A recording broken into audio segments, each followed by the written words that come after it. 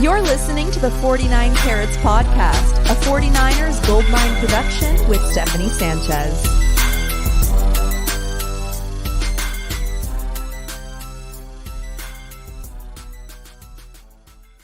What's going on, everyone? Welcome to another edition of the 49 Carats Podcast. I'm your host, Steph. It is Monday, January 8th. The 49ers have officially set their eyes on their next game. The regular season is out of the way. But me and Weston here, we're going to look back on this Week 18 game one last time to acknowledge some notable performances and just some questions, discussions that we have on some of them.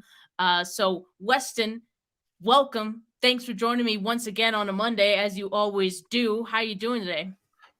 I'm good, Steph. I'm just eager for playoff football to begin, especially considering what I think we saw kind of across the league, yesterday, not just with the 49ers, just a lot of teams were like locked into position.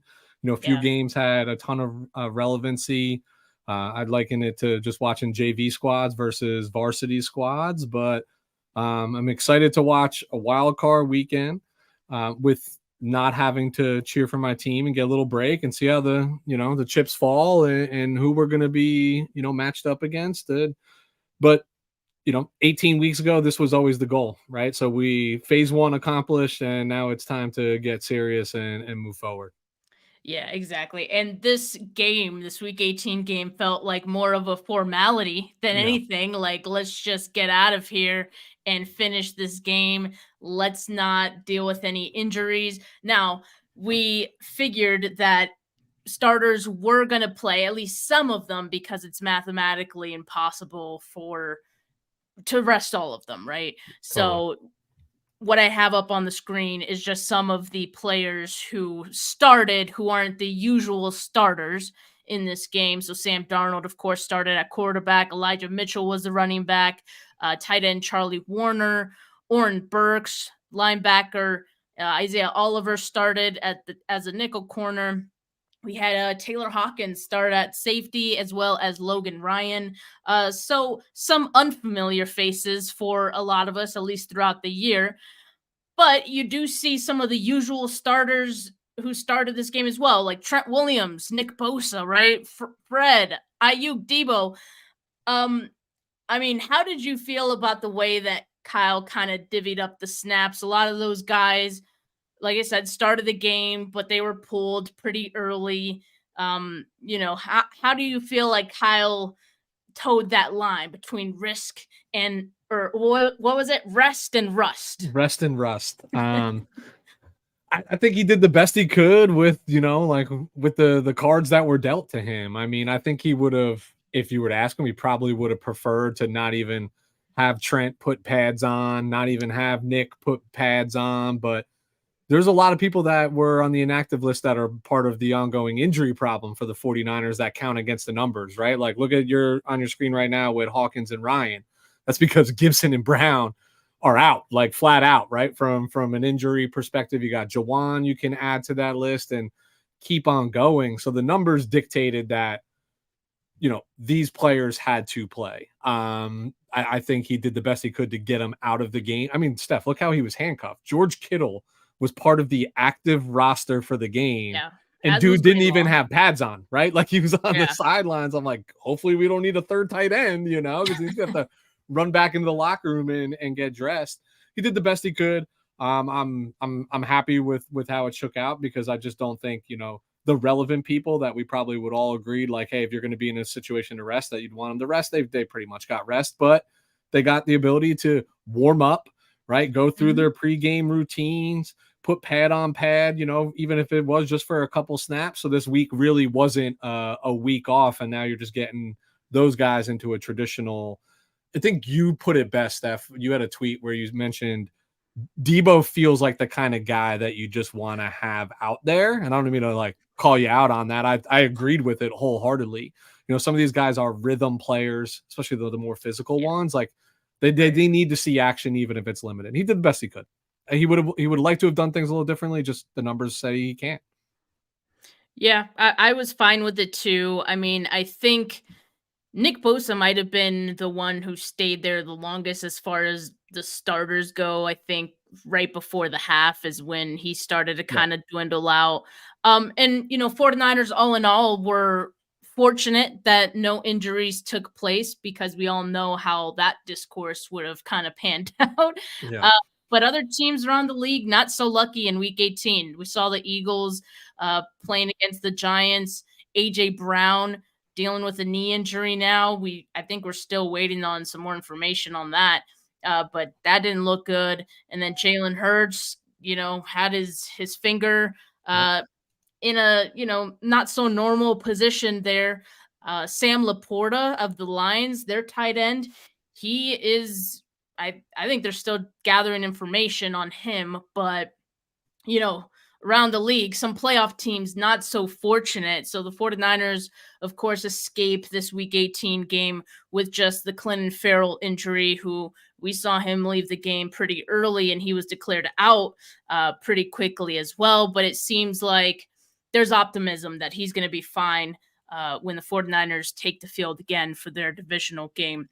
Now, what I did want to talk about is just some of the performances of these guys that, played more snaps than the usual amount in this week 18 game. We had Sam Darnold, starting this game.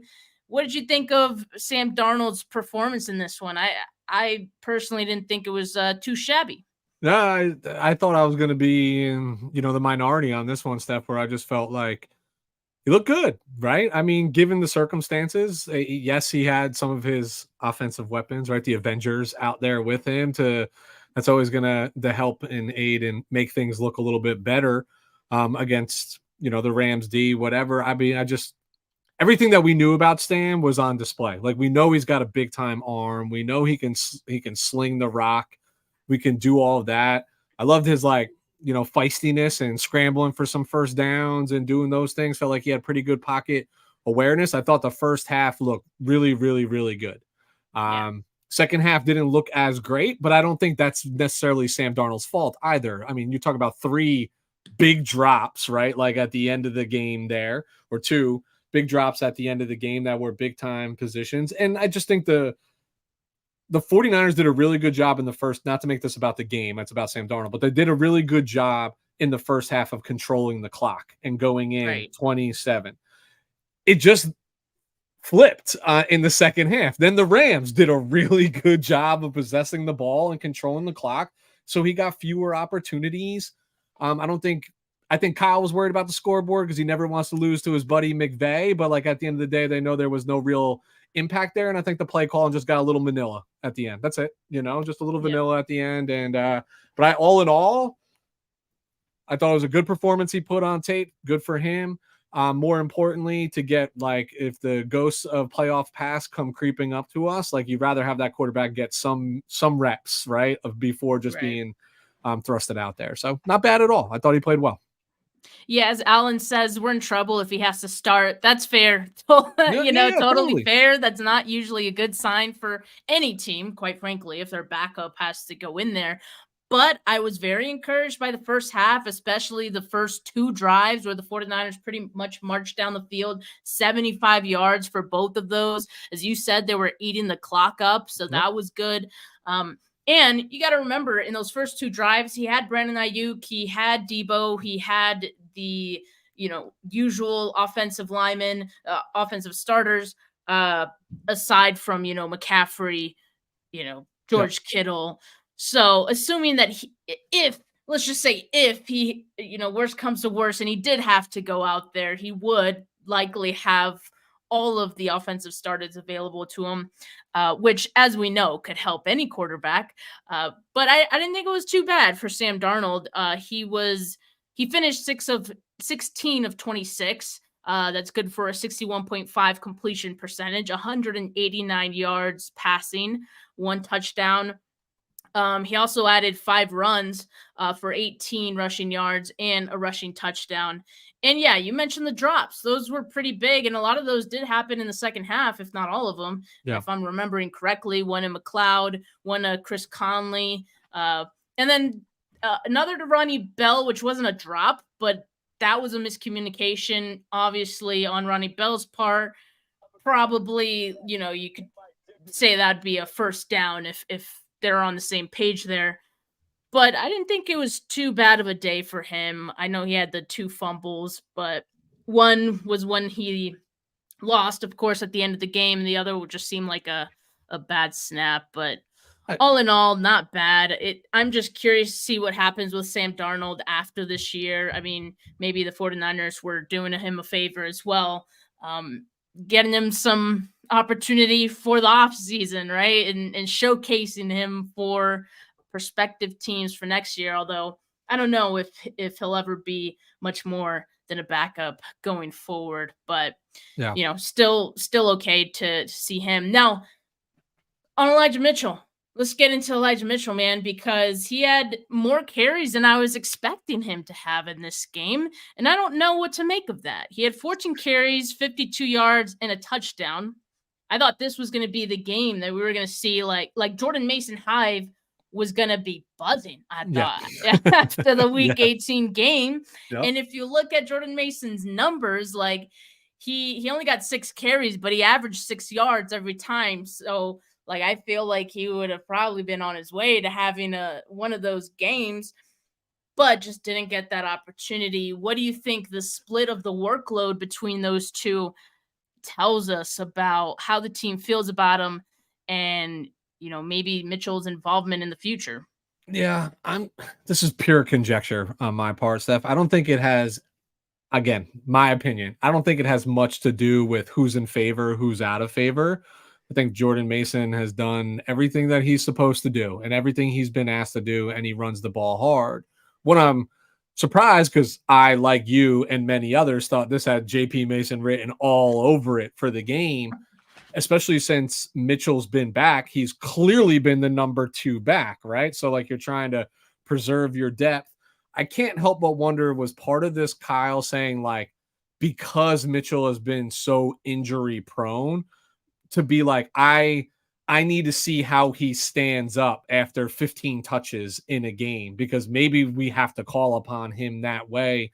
I don't know. Maybe there's if the pendulum's swinging anyway, maybe there's a little bit loss in confidence in Mitchell and what his production might entail, and, try to knock whatever rust off, from limited action this entire year. I mean, last week was the most we saw of him all season, right? So I don't know what to make of it. I think if I'm the play caller, right, and I'm dishing out assignments, I'm thinking 24 is getting more totes than 25 this game, but right. I don't know the rhyme or reason behind it. But I still thought, as explosive as Mason looked in his few carries, I still thought Elijah, like, he runs really hard for not a big guy, and he always is falling forward. And if Kyle's goal was to accomplish getting him hit a couple times and seeing if he can withstand that for the playoff push, like, we'll see what the injury report looks like Wednesday or Thursday, if there's anything lingering. But that being said, like, mission accomplished. I thought he still ran hard. But I think we would have probably saw more of Mason if the Rams didn't control the time of possession in the second half, if we're being clear about it. That is fair.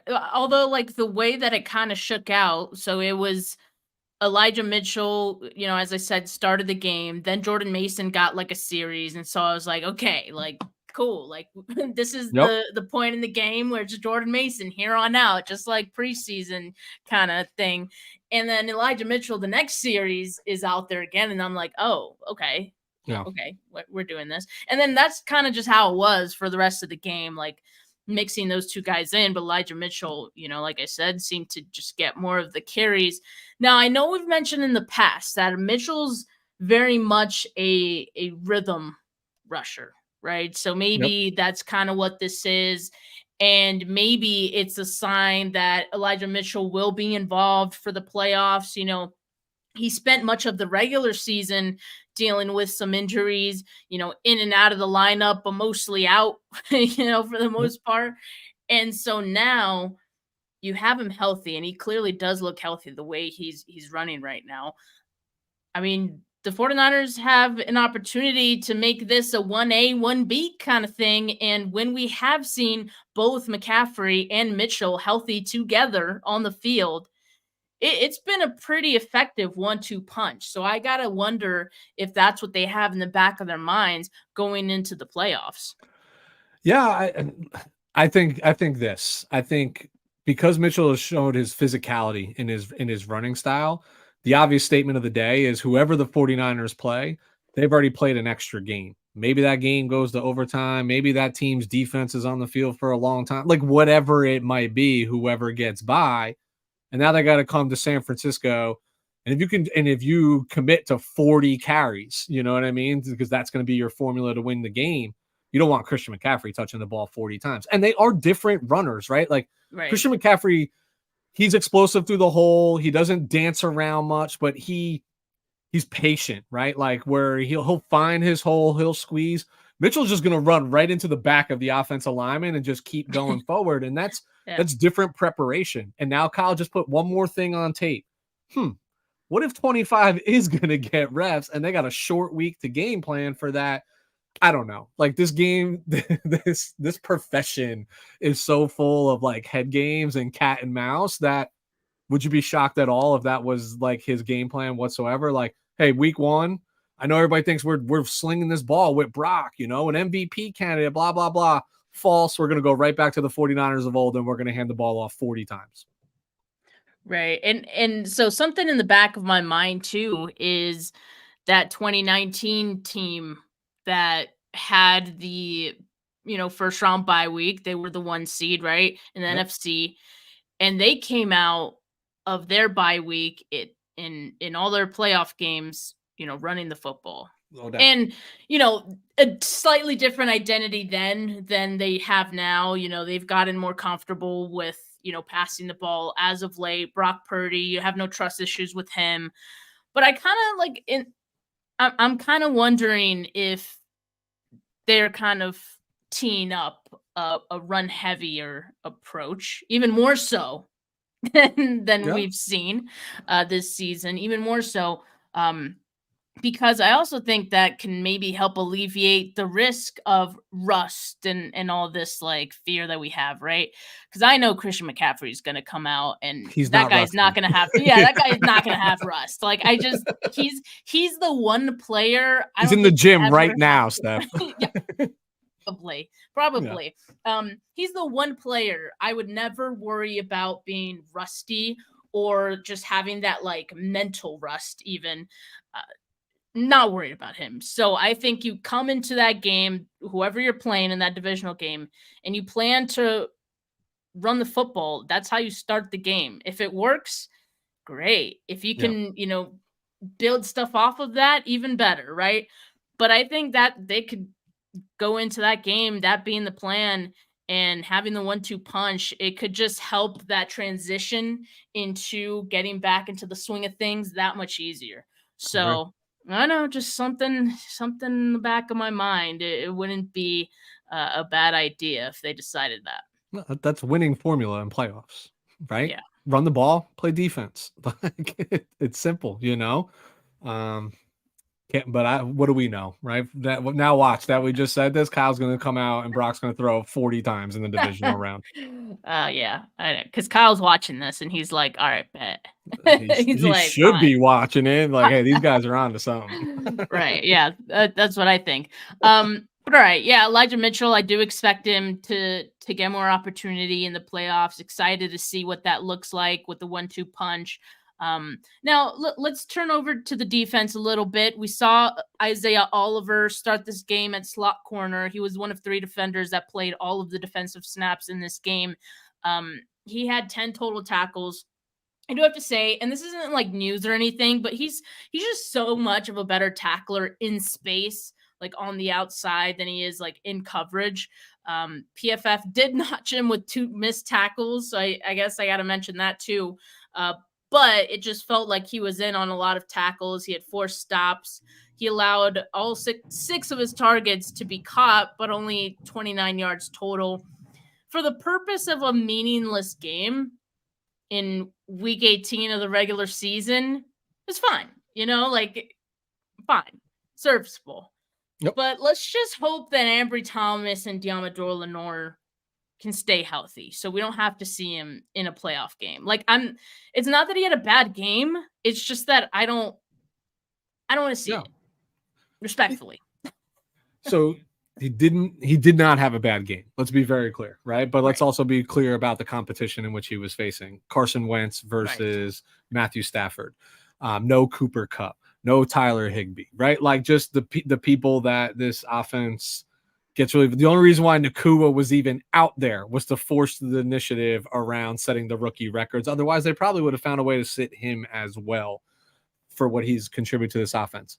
But all that aside, you can only play who the other team puts out there, and Isaiah Oliver did what he was asked to do. But I cannot overstress enough the importance of what you just said of like, if we are reliant upon him come playoff football, that's not a good spot for us to be. And that's not a spot that we've been in many, many, many weeks since the emergence of Ambry Thomas to complement what Demo and Ward have been doing out there right now. Mm-hmm. Yeah, so hopefully we don't have to see it. And that's like on top of it just being a very unfortunate thing for Jason Verrett, like the fact that the 49ers have one less piece of depth at corner is another blow. But yeah, hopefully the top three guys can stay healthy, and we don't have to see the rest at least until training camp of next year, right? Totally. As far as the linebackers go, though, I was pleasantly, surprised with the way Demetrius Flannigan-Fowles played. He had 10 tackles, 3 of them for loss. He was very active. He definitely stood out towards like in the second half when, at that point it was it was a preseason squad out there. Oren Burks, I thought, had a good game as well. He had 7 tackles of his own, including a tackle for loss. He also had a quarterback hit and a sack. So, kind of showing some versatility there. He had 3 stops too. So, those guys, like if anyone, God forbid, if anyone just get hurt as far as the linebackers go, I think those guys could step in. Now, again, not saying they're going to be at that level. I'm just saying, like, it's good to know that your backups aren't, not all of them are so bad. Yeah, I mean, I think we've all known what Oren Burks is about. We saw him plenty throughout the season when Greenlaw would get nicked or whatever it might be. You see far less of DFF because that's Fred Warner's spot, right? And 54 doesn't really come off the field. It's just funny how like schemes and coaches just have types, right? Like whether it's DFF, Oren Burks, they play the same style and brand of football that Dre Greenlaw and Fred Warner do. Obviously, Fred Warner and Dre Greenlaw are just superior talents, right? That's not knocking what, Flannigan-Fowles and what Oren Burks are capable of, but they're just guys that run sideline to sideline and they can cover the field real fast, smart, instinctive guys, know how to fill gaps, fill holes. I mentioned Oren's filled in throughout the course of the year. So if he needs to again, I'm confident in his ability. Yes, it's going to be a drop-off skill-wise, but I think he can. Let's put it this way. I think on other teams where you are not backing up Fred Warner and Dre Greenlaw, so across 31 other football teams, these guys have a chance to be part of, the starting rotation on other squads. It's just, they got all pros. I mean, I'm complimenting Dre Greenlaw here, but they have pro ball talent and all pro talent in front of them, and that's hard to circumvent. But both of them, I thought, played well, played admirably. Like they're not people I worry about when they're in these moments, right? In a week 18 game. Right. But whether it's Isaiah Oliver, whether it's DFF, whether it's Oren, this is audition tape, right? Like, do they become priority? Can you take your backup and can you flip it for something in the offseason? Anything, right? Like, can you take these undrafted guys and flip them for assets for younger, cheaper talent that probably, you got D Winters hanging in the whim, a couple other rookies back there. Like, it's just like rinse and repeat in terms of like a style that they go after. But they both played good ball. Like I don't think anybody really played poorly, Steph, right? Right. Like, Just nothing that blew us away. Yeah. Which is okay. I mean, like, we should expect that in a meaningless Week 18 game. And I keep saying meaningless, but for the guys who were playing, who don't always get that opportunity, very much meaningful for them to be able to, showcase their talents. Good opportunity. Lori in the comments asks, is George Odum expected back? Well, I'm actually glad you asked. We did get an update from George Odum, as Matt Barrows tweeted out a few days ago last week. George Odum on IR with biceps tear said he might be able to return to practice soon and definitely thinks he can be ready to play at some point in the playoffs. He'll have to convince the team docs, of course. But that's a good sign. If he can come back, that would be huge, not just for depth, but also for special teams. Yep. This dude was a special teams ace. That special teams is like hurting out there, and it's not really something that's come out to hurt them in a game yet, but it's just not one of those things you want to find out or have it, be the detriment to one of your playoff games. So George Odum being back would be huge. Let's hope that, he could make a comeback at some point in the playoffs. Like I said, on IR right now, the 49ers would have to open up his 21-day practice window for him to even have an opportunity to come back. But, maybe that's something that happens in the next 2 weeks. Who knows? Yeah, I wouldn't hold out hope on this. I would think that if we see them push the envelope on this subject, it would be another injury is suffered or something along those lines to speed back the timeline. But, he hasn't played ball in quite some time, and they now have guys getting reps. And, is the playoffs the time that you want somebody coming back? I mean, this isn't like Nick Bosa returning from injury, you know what I mean? Or Christian McCaffrey returning from injury. I'd love to have George Odum there, no doubt about it. I mean, for special teams alone, forget the safety depth, right? Like, just you want your captain of your special teams to be there. I just think it's that last one right there. He'll have to convince the team docs, right? I think that's the one that tells you that it's probably going to be far-fetched that he gets back in time. Maybe for a Super Bowl. Maybe playing the Jimmy Garoppolo card. Yeah. Maybe he'll be back for the Super Bowl. Yeah. So we'll see on George Odum. I guess we could be optimistic, but there's no guarantees on him coming back, of course. But hopefully, we'll see.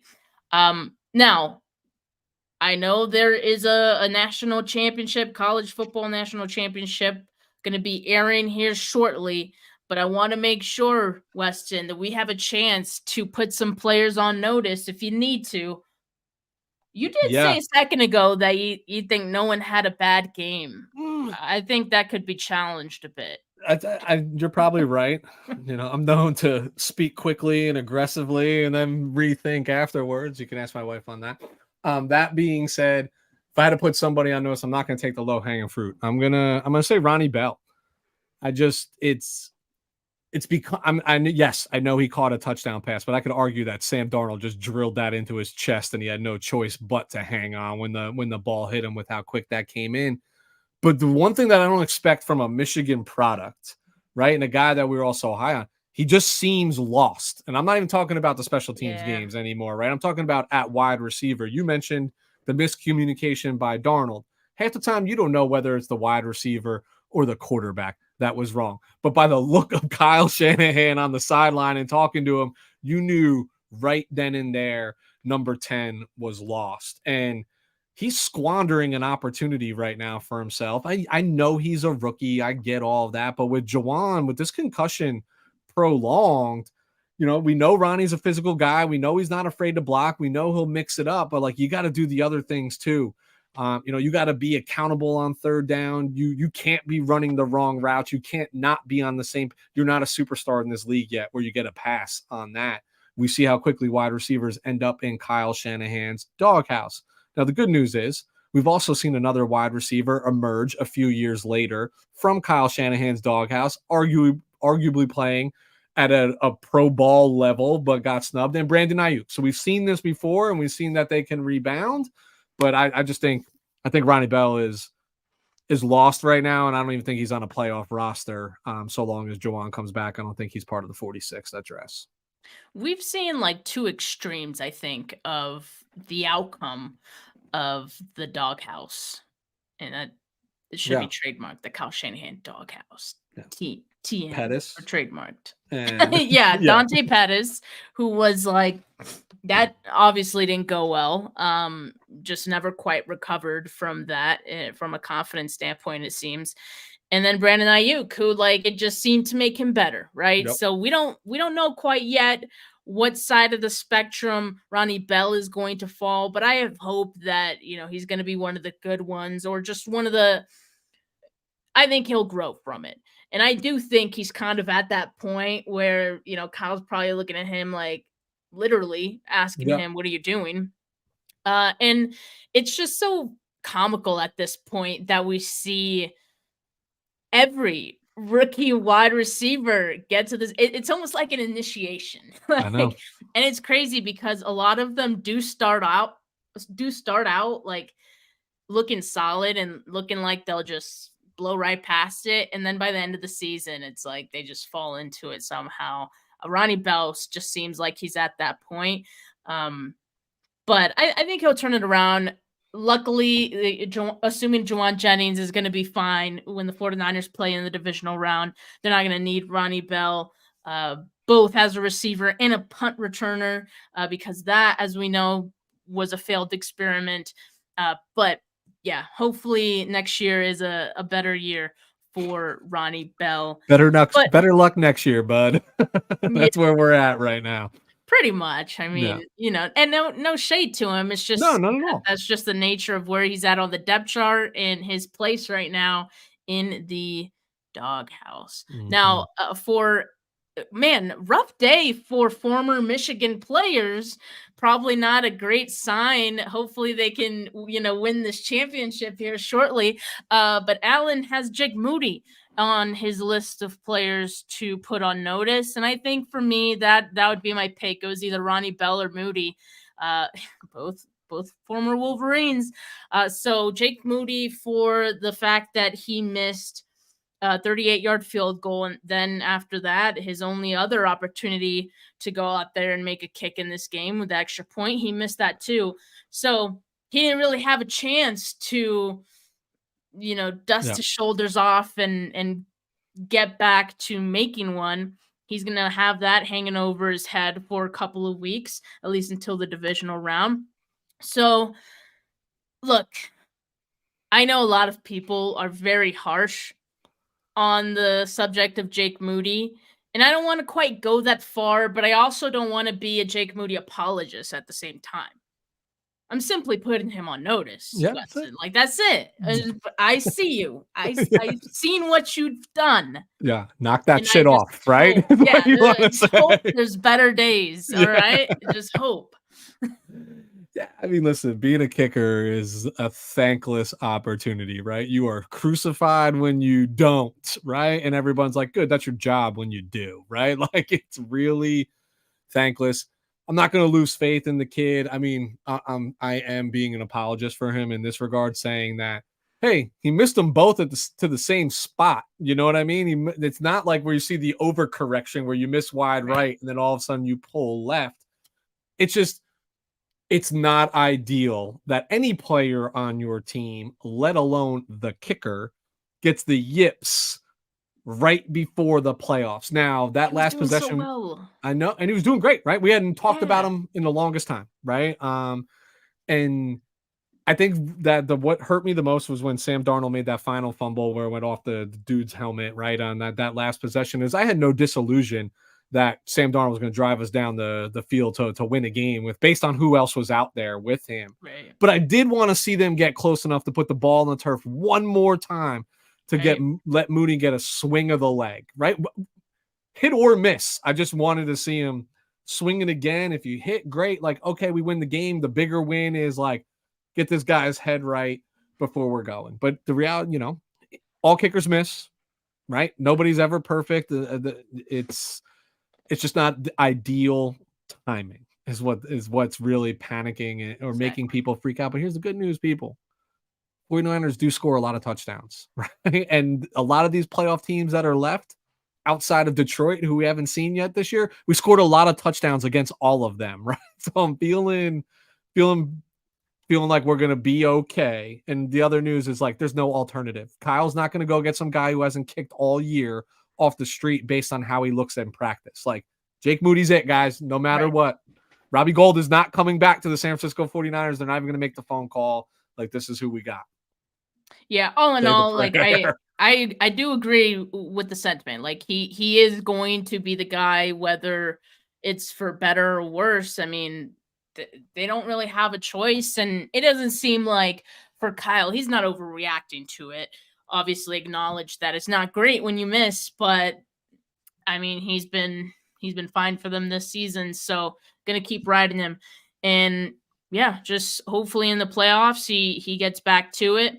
But like you said, the 49ers up to this point haven't had to depend on him to like hit a game winner or anything, or well, technically yes, but against the Browns. But you know, they've kind of cruised since then without needing his services quite as much. So hopefully that will be the case in the playoffs, but you could just never be too sure. But you know, we'll talk about it throughout the week. That's one of the topics we're gonna exhaust for the next two. So Weston, same time next week, right? We'll be here and we'll be talking about the 49ers next game, the divisional round, and of course a lot of time, a lot of football, not for 49ers leading up to that. So just relax from here on out. Let's have a good time and relax and watch Michigan and what is it? Is it Washington? Michael Penix Jr. Let's go, Penix, baby. Yeah, he's nice. He's nice. But I know a lot of us are rooting for Harbaugh, so let's go Wolverines. Let's see how that goes. But for now, have a good rest of your Monday, folks. Peace.